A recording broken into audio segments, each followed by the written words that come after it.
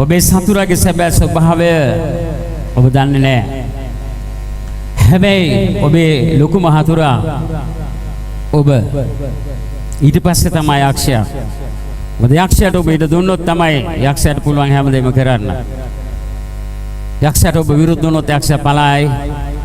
ඔබ සුද්ධාත්මයෙන් පුහුණු උන්වහන්සේ තුල සිටිනවා නම් උන්වහන්සේ සමග ගමන් කරනවා නම් යක්ෂයාට ඔබට මුකුත් කරන්න බෑ. ඔබේ සතුරාගේ ස්වභාවය ඔබ දන්නේ නැහැ. ඒ නිසා සතුරා නැත්නම් යක්ෂයා ඔබව පාවිච්චි කරනවා. දෙවියන් වහන්සේ පාවිච්චි කරන්නේ නැහැ. දෙවියන් වහන්සේ පාවිච්චි කරන අය හරි චුට්ටයි ඉන්නේ. යකා පාවිච්චි කරන අය ගොඩයි. යේසුස් වහන්සේගේ ඊම ළඟ නිසා යක්ෂයා දැන් වියවුල් වෙලා දිවාරා දෙකේ නයිට් ඩියුටි හොගාල වැඩ. යක්ෂයාත් යක්ෂයාගේ යක්ෂ ආත්ම සේනාවන් ඔක්කොම හුඟක් හයියෙන් වැඩ යේසුස් වහන්සේගේ ඊම ළඟ නිසා. සබාව නේදී යක්ෂයා බුරුකාරයෙක්.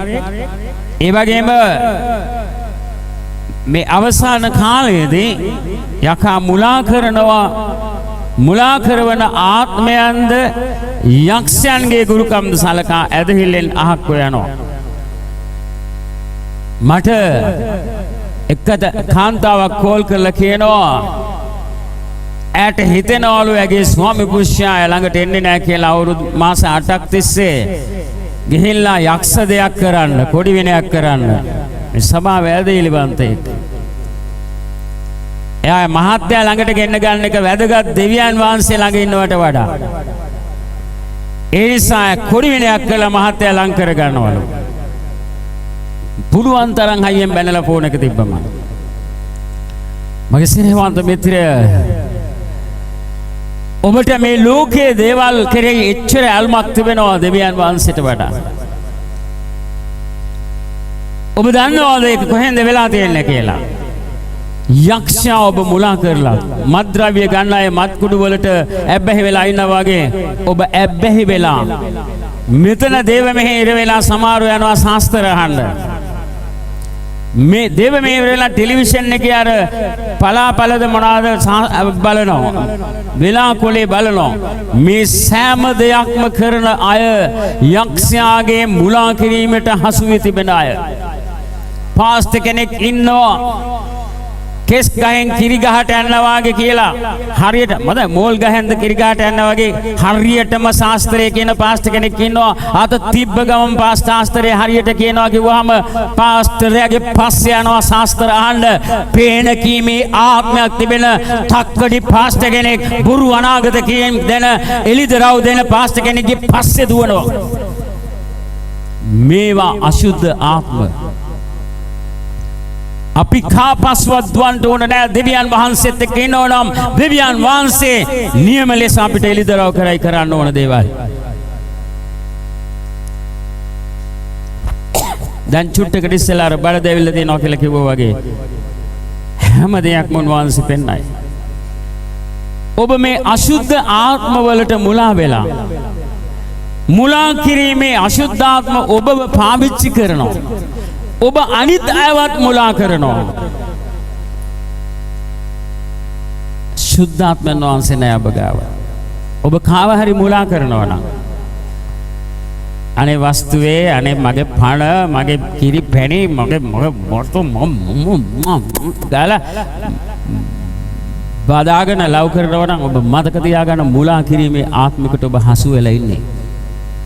මොකද දෙවියන් වහන්සේට විරුද්ධ කාම මිත්‍යාචාරයේ වෛශ්‍යාකම කරමින් ඔබ කොහොමද දෙවියන් වහන්සේ ප්‍රසන්න කරන්නේ? මේ මුලා කිරීමේ ආත්මයක්. මුලා කිරීමේ ආත්මය ඔබට ආදරය කරනවා. ඔබ හරි ආසයි. ඔබ මුලා වෙලා ඉන්නේ. ඔබ හරි කැමති ඔබේ ශරීරයට ආස්වාදයක්, ජීවිතයට ලැබුණ නැති ආස්වාදයක් ලැබෙනවා. හරිම හොඳයි. සමහර කෙනා අනේ ඇත්තට අර මිනිස්සයා මට හම්බුණා නම් අම්මපා අර ගෑනෙට කිසි අගයක් නැහැ. මේ රත්තරන් මිනිස්සයා මට හම්බුණා නම් මුලා වෙලා මිනිස්සයා හම්බෙච්ච දවසේ බෙල්ල මෙරිකට තමයි තේරෙන්නේ මගේ අම්මේ මූ අරුට හපන් කියයි. තේරෙනවද? ඒ නිසා වෙන අයගේ නෝනලාට වෙන අයගේ මහතුරුන්ට ලව් කර කර අනේ මට හම්බුනා නම් මන් දන්නවා බලා ගන්න හැටි. හරි? අනේ නිකන් ඉන්න. හරි? බලා ගන්න ඔයාව. හරි? බලා ගන්න හම්බේ මේ මුලා කිරීමේ අශුද්ධාත්ම ඔබ අහිංසකයි. ශුද්ධාත්මයන් වහන්සේ ඔබ තුල නැහැ. මේ මුලා කිරීමේ අශුද්ධාත්මය ආවම තමයි ඔබ ගැහෙන්නේ. මුලා කිරීමේ අශුද්ධාත්මය ගැහිලා තියෙන්නේ. ශුද්ධාත්මෙන් නම් ඔබ ගැහුනේ. ඔබ මුලා වෙන්නෙත් නැහැ. ඔබ වෙන කවුරුත් මුලා කරන්නෙත් නැහැ. තේරෙනවද? අද සභාව මුලා වෙලා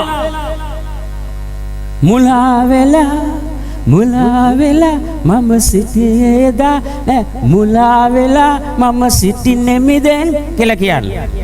හැමදාම ඔබ මුලා වෙලා ඉන්නේ. එදා නෙවෙයි. එදාට වඩා මෙදා ඔබ මුලා වෙලා නිසා ඔබ අනිත් අය මුලා කරනවා. ඔබ වේවිලන වේවිලිල්ලට දැඟලන දැඟලිල්ලට ආත්මෙන් නම් ඒක සුද්ධාත්මෙන් නම් වෙන්නේ. ඔබ දෙවියන් වහන්සේගේ තේජස තියෙන කෙනෙක්. ඔබ කට ඇරලා මුලා වන දේවල් කරන්න බෑ ඔබට. මොකද සුද්ධාත්මයන් වහන්සේ ඔබේ දිවයි ඔබේ තොලයි ඔක්කොම පාලනය අතට උන්වහන්සේගේ අරගෙන තිබෙන්නේ. ඔබට ඕන දේ කරන්න බෑ.